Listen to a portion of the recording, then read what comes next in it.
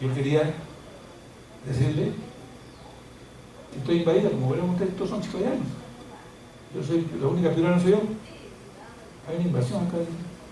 Mire, pero saben que son muy dormidas, son muy trabajadores. Sábado, domingo se amanecen, tiran y todos los puntos trayendo yo. Soy muy contento con todos ustedes. Y siempre lo mencionan a usted como su profesor. Y precisamente por eso es que nos lo llamamos. Queremos que forme parte del equipo de la parte de ideología de Dios. Sin saber que ellos tenían un problema que no me lo habían contado, ¿no? Y entonces, en concreto, para no hacer muy larga esta anécdota, les voy a comentar así brevemente. Resulta que había dos proyectos. Una que es el estudio hidrológico del puente Tambo Grande, que lo había realizado la UDEP. Entonces ellos tenían ciertas dudas y querían que yo lo realizara. El otro, un proyecto de irrigación, la boca toma, su evolución, todo, hecho por un ingeniero yugoslavo, doctor en hidráulica, profesor de la UDEP. No digo lo apellido por la historia, porque tampoco me acuerdo. Y resulta que había pasado. Este proyecto el yugoslavo lo habían presentado en plano, con todo, y el grupo de los ingenieros que recién alguien tuvo a cargo de esta revisión y lo rechazan. Y el yugoslavo que iba a permitir que esto ocurra los insultó, como lo vio ingenieros jóvenes, los insultó, como vamos a ver mi proyecto, yo soy doctor en hidráulica y por acá. Entonces me enteré después que, como no, ellos se habían maltratado, ¿quién nos podrá salvar? ¿No? Todos pensamos, yo voy a traerlo. Yo inocente, no sabía a quién llegaba. Y dicho de paso, pues el yugoslavo colorado, ¿no? Tipo esos rusos, Chile, pero con un carácter que se le veía que no me levantó tremendo, ¿no? Ya imagino cómo les habrá gritado por ese desarrollo. Y ¿cuál ha sido el tema? Les hago una pregunta a ustedes y vamos a ver si coincidimos, ¿no? Bien, que después de haber hecho esta clase usted ya está en condición de poder decir, así al ojo, ¿no? Es decir, este proyecto está bien o está mal. Yo le pregunto, el cauce del río, escuchen, el cauce del río tiene 300 metros. La boca toma, la compuerta de limpia tiene una sola compuerta limpia de 1,50 metros. Así faltaba el diseño. ¿Qué opinión me merece? A ver, sin necesidad de... Ahí está criterio. ¿Está bien o está mal? ¿Lo aprueban o no lo aprueban? A ver ustedes, que ya ahora ya puedo decir, son mis alumnos en este curso. ¿Cuánto debería ser? Aproximado. No les pido que me den exactitud, un aproximado. El ancho total de la compuerta de Lima. ¿Cuántas compuertas? Ya le veremos cuántas las ponemos. 30 metros. Exacto. 30 metros. ¿Te das cuenta?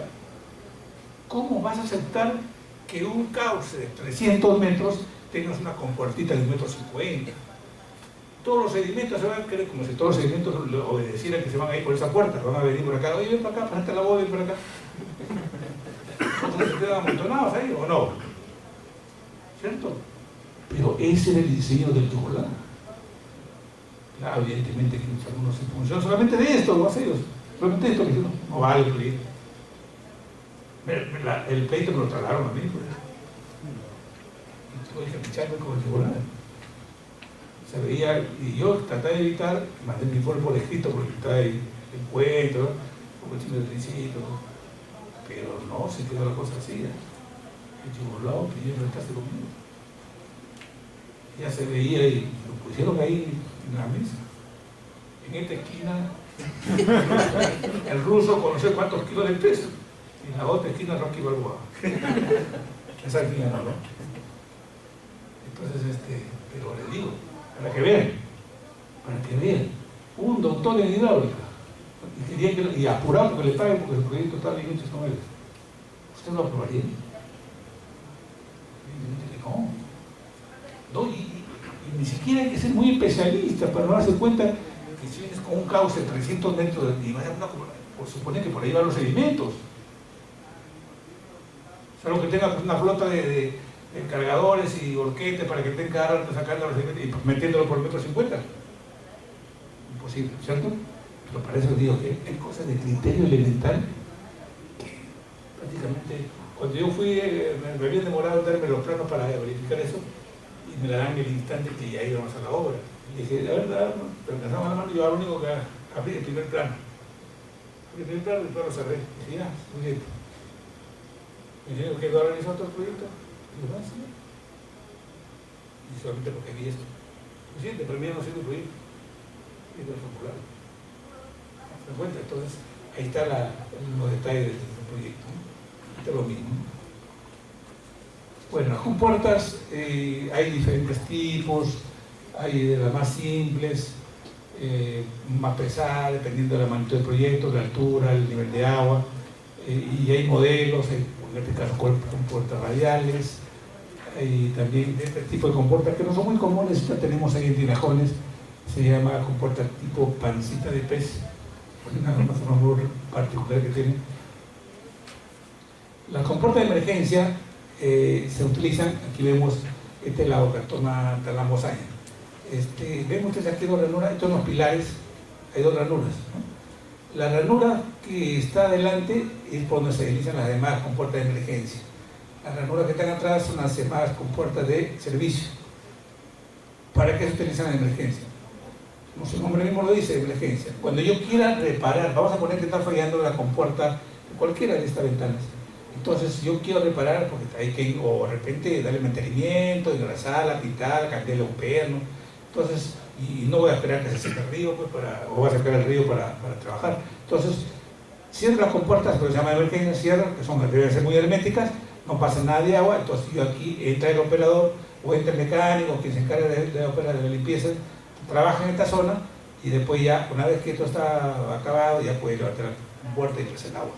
Se llama compuerta de emergencia, ¿no? Entonces es muy importante saber esto también. Y, bueno, una recomendación es, dice, en estiaje las compuertas permanecen cerradas para conseguir un tirante apropiado de las aguas frente a la toma, ¿no? Eso es lógico, ¿no? Si yo quiero tener mayor agua, pues no voy a abrir la compuerta de limpio porque se ha llegado por ahí, la cierro. Pero sin embargo, cuando hay avenidas, también es preferible levantarlas. Deben suspenderse a un nivel superior a la máxima para evitar que puedan dañar la fuerza del agua, la presión puede ser mucho mayor que la compuerta pueda deformarse, y evidentemente va a ser un problema para su funcionamiento posterior. La ventana de captación, ya esto ahora algo lo habíamos comentado, ¿no? Esta altura, ¿no? Que para evitar que ingresen material de arrastre, ya lo hemos dicho. Y bueno, algo más de la compuerta de captación, algunas recomendaciones en cuanto a la velocidad, y esta es la fórmula para la compuerta de captación cuando es un orificio, ¿no? En realidad es el coeficiente de descarga por el área de la compuerta por la raíz cuadrada de 2GH, que es igual a 2GH la 1 medio, lo mismo, ¿cierto? Algo más, el sistema, bueno, ya también lo dijimos, que el sistema de captación podría ser de esta forma, o con barraje, o puede ser de tipo orificio, con puerta, y cada una tiene su fórmula de cálculo. Un poquito mirando el análisis estructural de la unidades vacías, porque yo puedo hacer un diseño hidráulico muy bueno, pero a la hora que entra en funcionamiento puede fallar no por hidráulica, sino por estabilidad de la estructura. Puede ser que la estructura se desplace, se voltee o se hunda. Entonces hay que hacer un análisis que es muy común hacer, qué fuerza interviene, y también el cálculo de estabilidad. El peso propio de la estructura, fuerza sísmica actuando en dos direcciones, el peso del agua, el peso de la carga del agua por encima de la cresta, una fuerza adicional por efecto sísmico, la fuerza hidrostática actuando sobre la superficie del paramento, una fuerza adicional que puede ser por sedimentos, el efecto de la suspensión. Todas estas fuerzas van a intervenir en este elemento, en esta estructura, y le aplicamos pues los clásicos cálculos, ¿no?, de estabilidad, ¿no? Está, ¿no?, la ubicación del resultante. Calculamos que esto debe funcionar a compresión, a esa estructura, pero también hay que calcular el factor de seguridad al volteo, el factor de seguridad al deslizamiento para que la estructura funcione, ¿de acuerdo? Entonces son necesarios estos cálculos que se tienen que hacer. Bien, ¿qué más? Los pilares. Los pilares son elementos estructurales en los que se deslizan las compuertas, ¿no? Son esbeltos. La forma que tiene la punta puede ser redondeada, triangular, pero la redondeada es la que hidráulicamente funciona mucho mejor, aunque en forma digamos, constructiva sea un poquito más delicada hacerlo, porque hay que hacer un encofrado semicircular, pero el resultado es, digamos, satisfactorio porque hidráulicamente funciona mejor. La altura del pilar viene a ser 1.25 veces P más H sub 0. ¿Qué viene a ser esto? El P más H sub 0, P es la altura del paramento, la H sub 0 es la carga del proyecto. Si a eso le aplicamos un bordo libre de 25%, nos va a dar esta altura, que vendría a coincidir con la altura del pilar y la altura de los muros de encauzamiento. El espesor de los pilares se calcula en función de la distancia entre pilares y pilares, que sería L cuartos para un predimensionamiento, ¿no? Y el análisis estructural, que hay que calcularlo y hay que hacerlo por niveles, es para máxima carga de aguas en el río y para diferentes alturas. Aquí las fuerzas actuantes en el pilar es algo similar a las que hemos visto en ese momento en el barraje, y aparece acá el empuje del agua, el peso del pilar, y todas las fuerzas que hemos visto anteriormente van a estar actuando pero en el pilar. Hay un caso adicional. Además del peso propio del pilar, se le agrega una carga de influencia de la losa de operación. Este peso en esta área de influencia la cargamos acá, la adicionamos al peso propio del pilar. Esa sería la única variante. Lo demás, las mismas fuerzas intervienen para el análisis.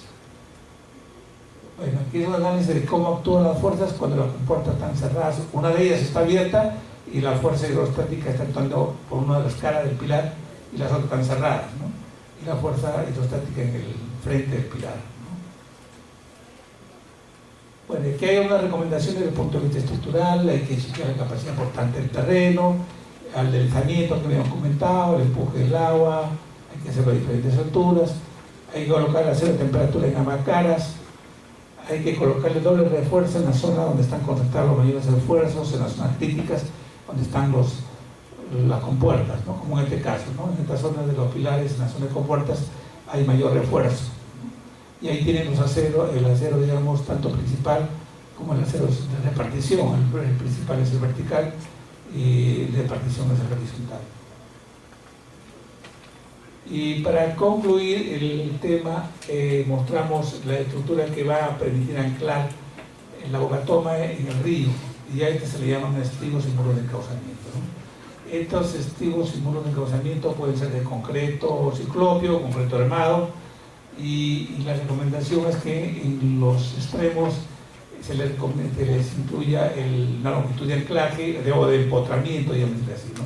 Con su respectiva protección rocosa para efecto de asegurarnos su falla por socavación.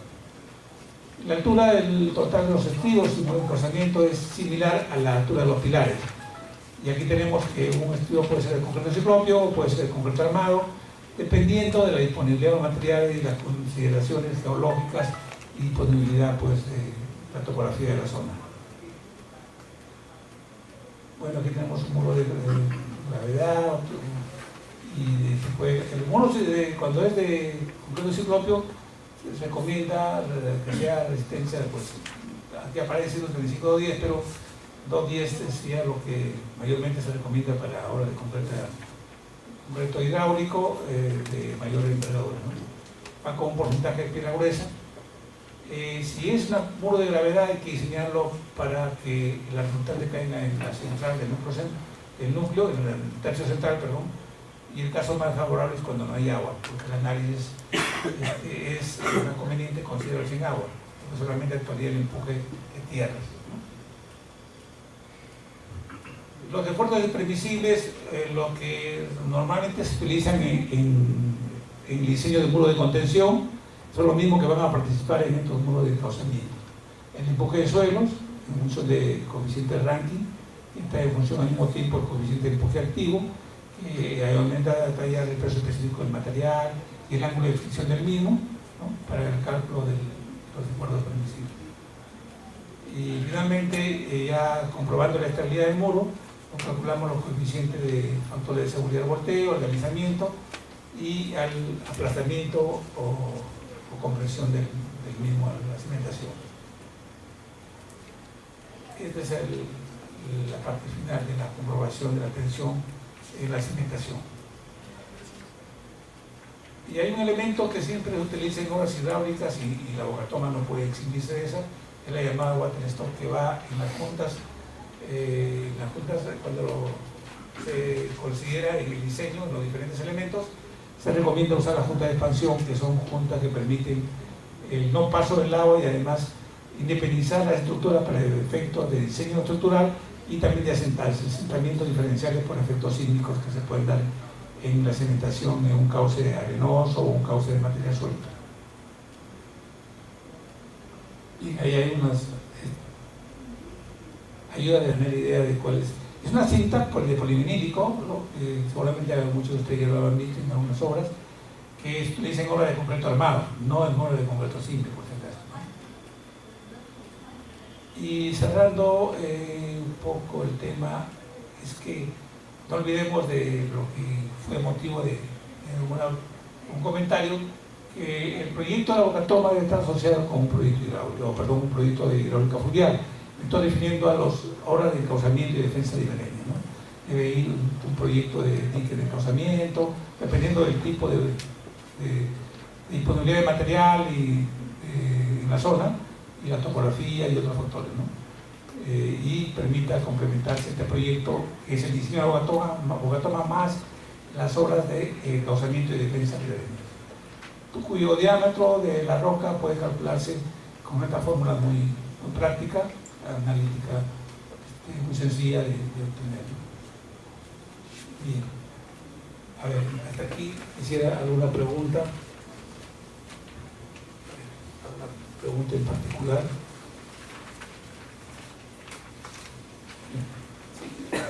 Si hay alguna pregunta, y si no, voy a adicionarles algunas vistas que no están en el módulo, porque no son parte del módulo, sino de unas experiencias de obra de Bocatoma que particularmente he tenido y que podría mostrar no parte del curso, simplemente como una cuestión ilustrativa, así que no hubieran preguntas para pasar a mostrarles estas experiencias. A ver, una inquietud. Hemos hecho una exposición titánica porque en realidad es muy difícil tratar de detenerse en alguna parte. El tema es amplio y el tiempo es corto, ¿no? Pero la idea era darle los aspectos más importantes y quizás algunas cositas en estas imágenes que les voy a mostrar pueden ayudarlos a tener una mejor visión de casos que me ocurrieron. Me gustaría compartirlo con ustedes. No sé si desean que las pasen sus imágenes. ¿Sí? ¿Por qué no tuvo un silencio? Yo la verdad que estoy preocupado porque no sé si su silencio es porque no han entendido nada o porque no han entendido todo. Quiero que hagan con lo que han entendido todo. ¿Ah? Díganme. ¿Les interesa ver lo que estoy diciendo? Y si no les interesa, igual va a pasar. Vamos a ver.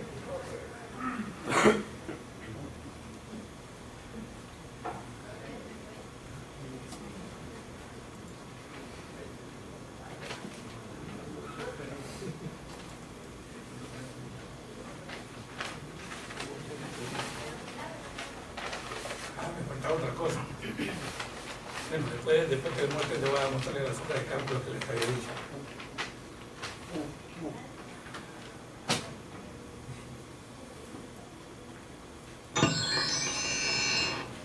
Ya, voy a mostrarle algunos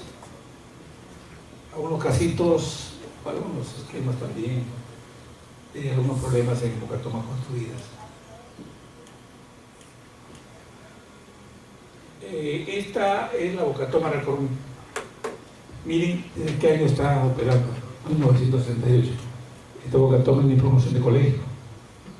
O sea, cuando yo terminaba la secundaria, entró a funcionar esta Bocatoma. Diseñada por los alemanes, ¿no? Queda en el proyecto Tinajones. Sin embargo, de cualquier día, pues, un buen diseño no ha tenido problemas.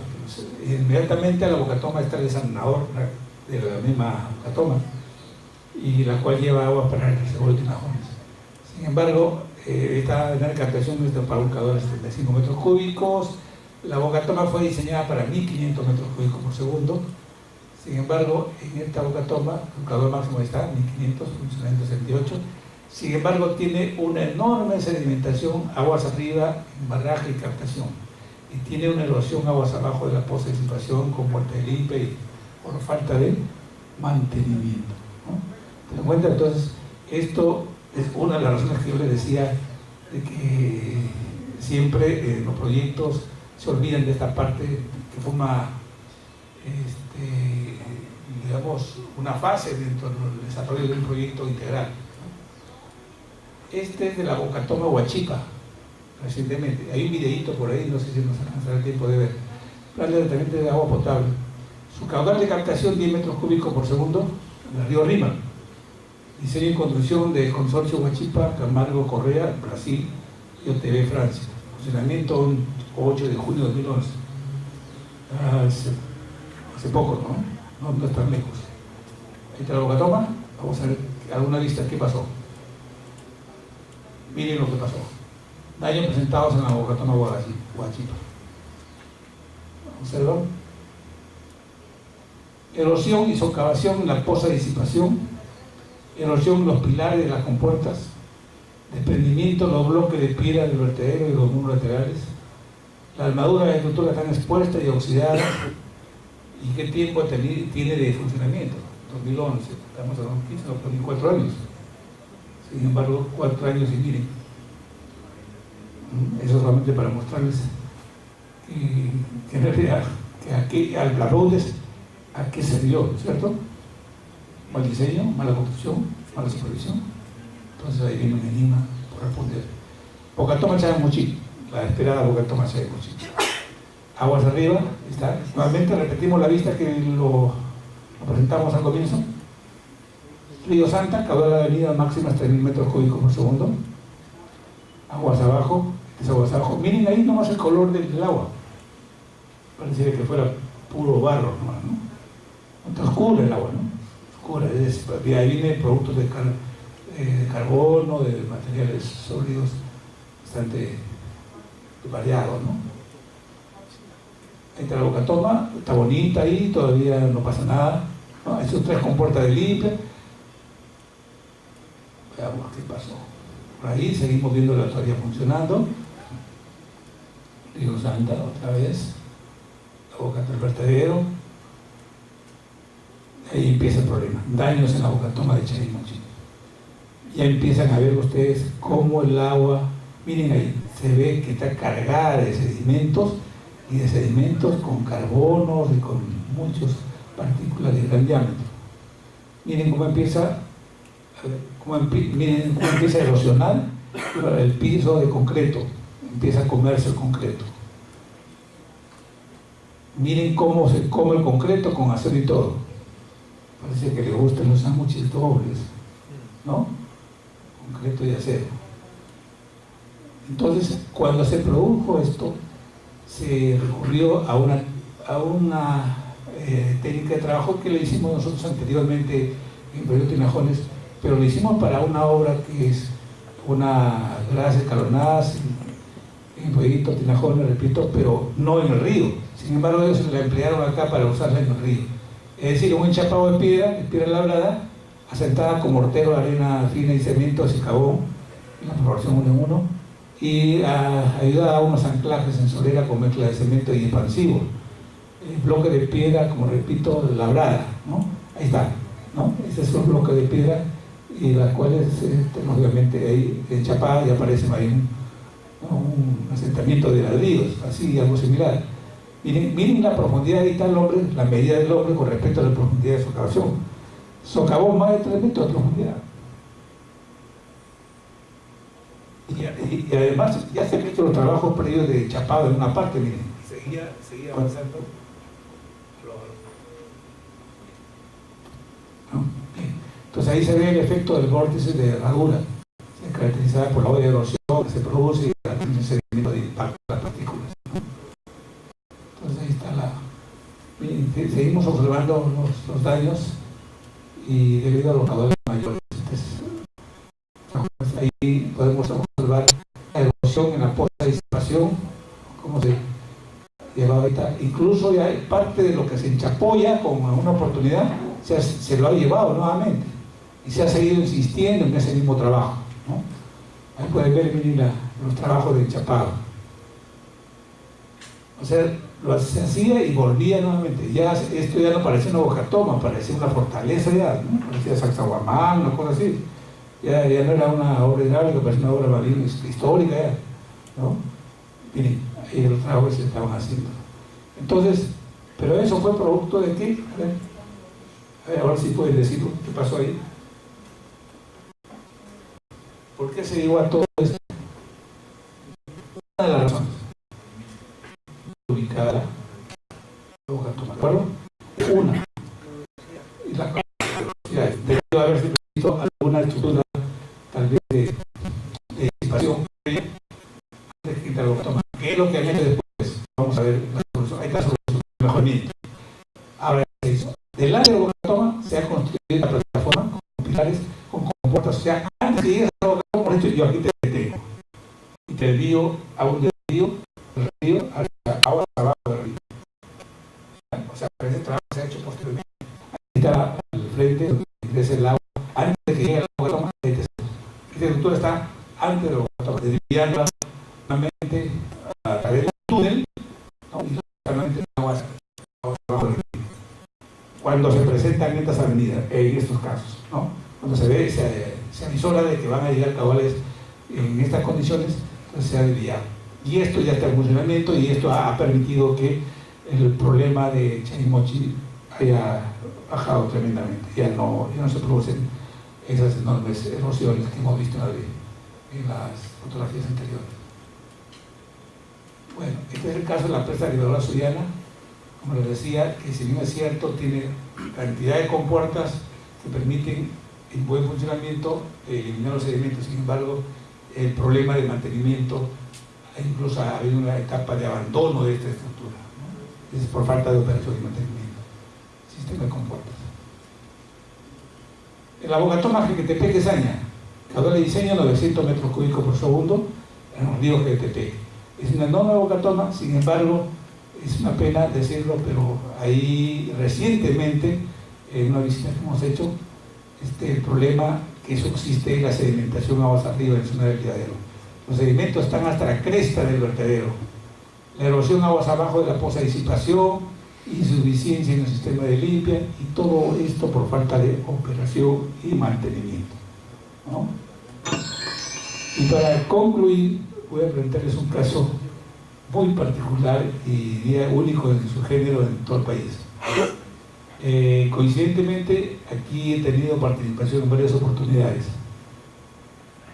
A ver, voy a presentarles para empezar. Y ustedes me van a decir qué de particular tiene este diseño. Bocatoma Huaca de la Cruz, ubicada en el río La Leche, en el departamento de Lambayeque.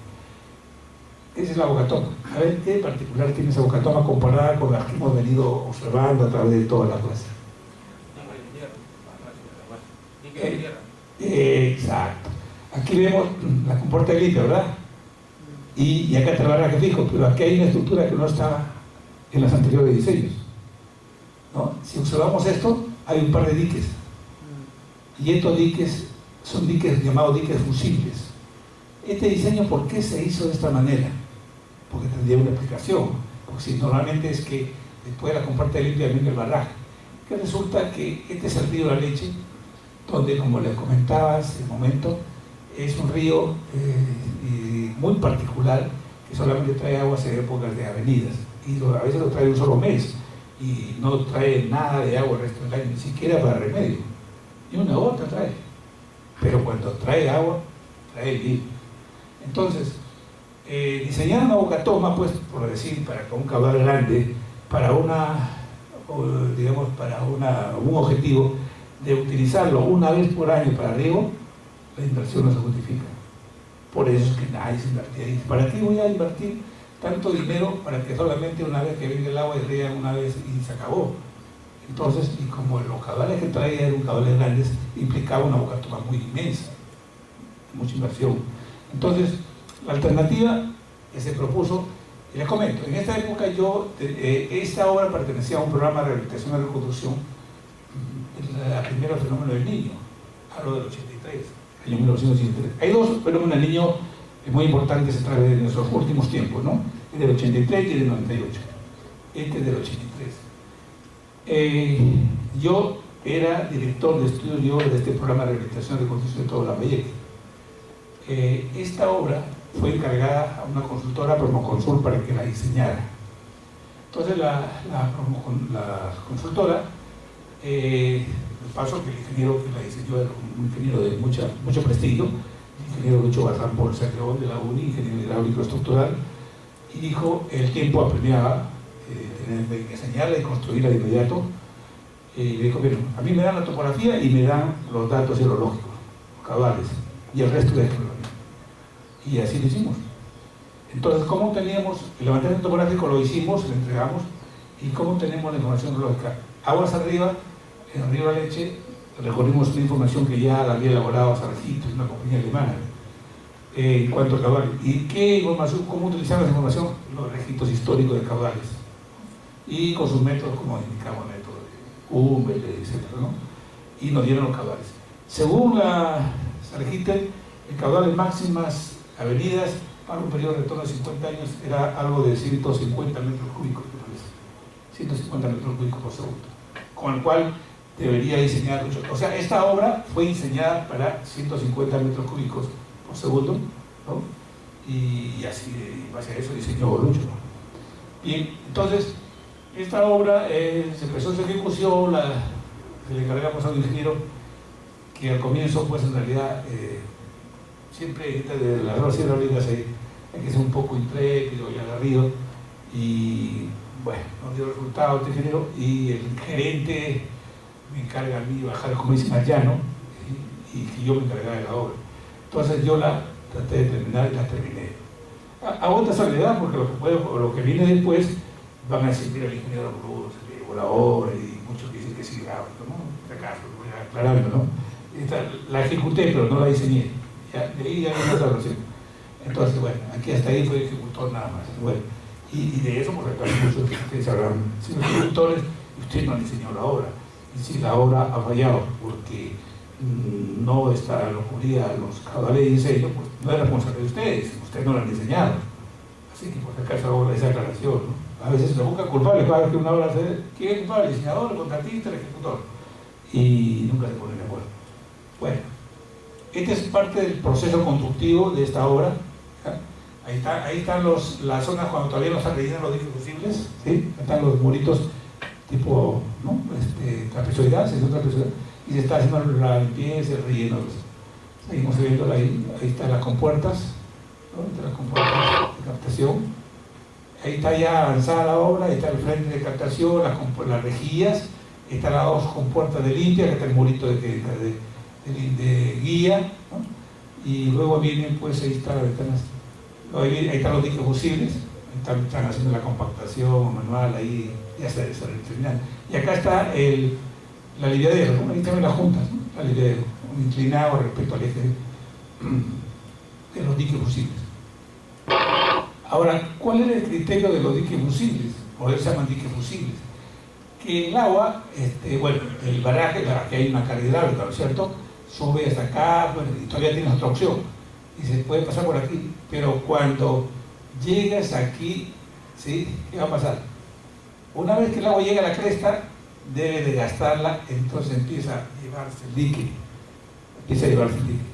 La idea, bueno, porque lo otro hubiera sido, ¿por qué no todo el barraje está a esta altura? ¿No? ¿Qué pasa si viene una avenida mucho mayor a esta? ¿No? Vienen donde están los muros de la captación. Al otro lado está la carretera, están las zonas de área de cultivo, significaría que todo se inundaría en el otro lado. Entonces, ¿cuál es el criterio de hacer esto? Ya bien, hasta aquí soportamos este caudal, si viene más agua, seguramente va a llegar aquí a la cresta. Y si llega a la cresta, una vez que el agua llega a una cresta de un dique de tierra, se la lleva, se erosiona. Por eso fallan los diques cuando no son diseñados para estos fines. Entonces empieza a llevársela, acá también, y se lleva todo el material. ¿Y qué es lo que queda? Quedan dos ventanas limpias. ¿Y de qué va a servir esas ventanas limpias? ¿Qué va a pasar con el nivel de agua que está más alto? Empieza a bajar, ¿de acuerdo? Entonces, ¿qué estoy haciendo? Dándole más espacio, o sea, más área, para que el agua baje el nivel y de esa manera no se desborde. No importa que se lo lleve los diques, que es más fácil es recuperarlo, rellenarlo después, porque lo puedo hacer manualmente, que tener que toda la estructura se la lleve y tengan que reconstruirla toda.